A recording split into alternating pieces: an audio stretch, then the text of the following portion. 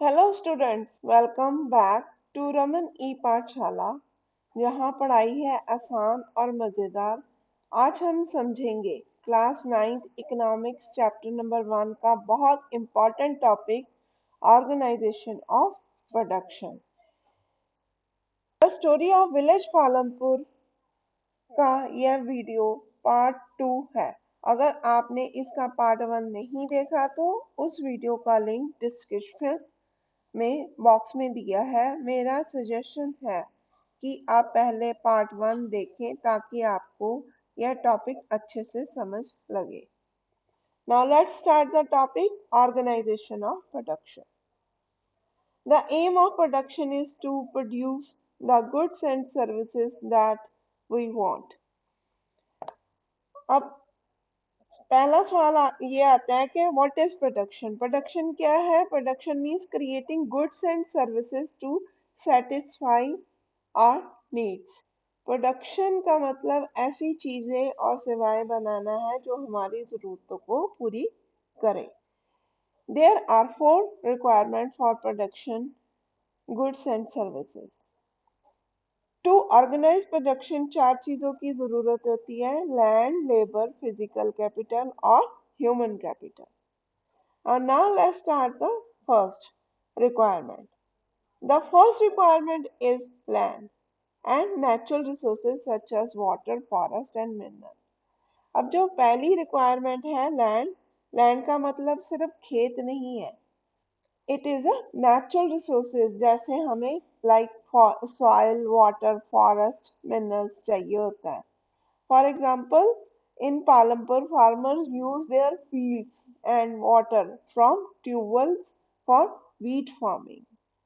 Now the second requirement is labor.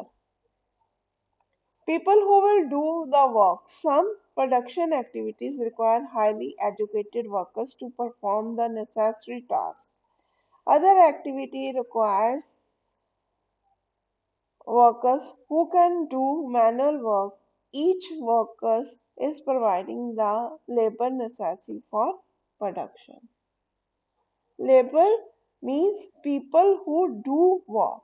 यह काम शारीरिक भी हो सकता है, जैसे कि किसान खेत में हल जोतते हैं, और ये मानसिक तौर पे भी हो सकता है, जैसे एजुकेटेड वर्कर्स लाइक टीचर्स।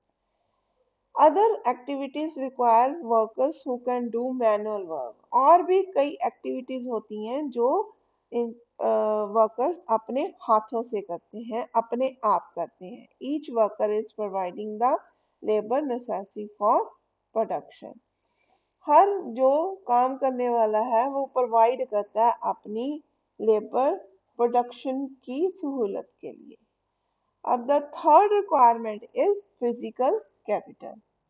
अब physical capital, the variety of input and are required at every stage during the production. What are the items that come under the physical capital? अब तीसरी रिक्वायरमेंट क्या है? फिजिकल कैपिटल, जो हमारे production level को बढ़ाने में काम आती है, जैसे tools, machines, raw material, money. अब हम पहला पॉइंट देखेंगे, tools and machine. Tools, machine, buildings. Tools machine range from very simple tools such as farmer plowing to sophisticated machines such as generator, turbines, computer, etc. Tools machine building can be used in production over many years and called fixed capital. अब tools जैसे farmer अपने खेत में अपने कहीं से, अपने भाले से अपना हल जोतता है, और इसके साथ मशीन्स जैसे जनरेटर हो गया, टरबाइंस हो गया, कंप्यूटर्स हो गया, ये भी उसके साथ एक इम्पॉर्टेंट टूल है और ये फिजिकल कैपिटल में आता है। Tools machine building can be use in production over many years. बहुत सालों से ये प्रोडक्शन लेवल में काम आ रही है और इसको फिक्स कैपिटल बोला जाता है। अब next point is raw material and money in hand. अब खेतों में काम करने के लिए या कोई भी काम करने के लिए हमें रॉ मटेरियल चाहिए, कच्चा माल चाहिए और पैसा चाहिए अपने हाथ में। Production require a variety of raw material such as yarn used by the weavers and the clay used by the potter। अब जैसे कोई बुनाई के लिए यान धागा चाहिए और कोई बर्तन बनाने के लिए, मिट्टी का बर्तन बनाने के लिए हमें क्ले चाहिए। ठीक है। Some money is always required during the production to make payment and buy other necessary items, और कुछ पैसा भी चाहिए जिसमें हम कुछ और जरूरतों भी को भी खरीद सकें और उस प्रोडक्शन लेवल को बढ़ा सकें। Raw material and money in hand are called working capital. जो रॉ मटेरियल है, कच्चा माल है, और मनी है, पैसा है, जो हमारे हाथ में होती है, उसको क्या बोलते हैं? Working capital. Unlikely tools, machines and building, these are used in production। और इसके साथ साथ टूल्स, मशीन्स और बिल्डिंग्स भी यूज होती हैं। इनको क्या, ये भी एक प्रोडक्शन लेवल का हिस्सा है। There is the fourth requirement too. इसके साथ अब नेक्स्ट बढ़ेंगे। फोर्थ रिक्वायरमेंट भी है, जैसे you will need knowledge and enterprises to be able to put together land, labor, and physical capital and produce an output either to use yourself or to sell in the market. These these days is called human capital। अब fourth requirement क्या है? Human capital. अब उसमें क्या है कि हमें knowledge भी चाहिए और हमें स्किल भी चाहिए, जो इकट्ठा करे किसको? लैंड को, लेबर को और फिजिकल कैपिटल को, और प्रोड्यूस करे, एक आउटपुट निकाले टू यूज योरसेल्फ, चाहे वो चीज अपने लिए यूज हो या मार्केट में बेचने के लिए यूज हो। इसमें ह्यूमन कैपिटल चाहिए। Human capital means the knowledge and the skill of the people. जितना ज्यादा ज्ञान और ट्रेनिंग होगी उतना ही अच्छा प्रोडक्शन होगा। अब नेक्स्ट है, we will learn about human capital in the next chapter. अब हम आगे भी चैप्टर में ह्यूमन कैपिटल के बारे में और डिटेल में देखेंगे। In the picture, identify the land, labor and fixed capital used in। अब आप देख सकते हो कि इस पिक्चर में ये लैंड, लेबर और फिक्स कैपिटल का कैसे यूज हुआ है।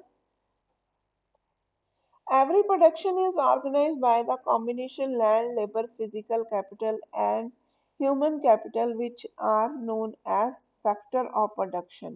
As we read through the story of Palampur, we will learn more about the first three factors of production। For convenience, we will refer to the physical capital as the capital in this chapter। अब सोचिए, पालमपुर का एक किसान, उसके पास जमीन है, land है, वो अपने परिवार और मजदूरों से काम करवाता है, दैट इज लेबर। ट्रैक्टर और सीड्स में इन्वेस्ट करता है, दैट इज फिजिकल कैपिटल। और अपने फार्मिंग एक्सपीरियंस का यूज करता है, दैट इज ह्यूमन कैपिटल। जब ये चारों चीजें सही तरह से एक साथ आती हैं तभी प्रोडक्शन ऑर्गेनाइज होता है। So students, organization of production simply means bringing together land, labor, physical capital and human capital in the right way to produce goods and services। यानी प्रोडक्शन सिर्फ खेत या मशीन से नहीं होता, बल्कि चारों फैक्टर्स को मिलाकर काम करते हैं।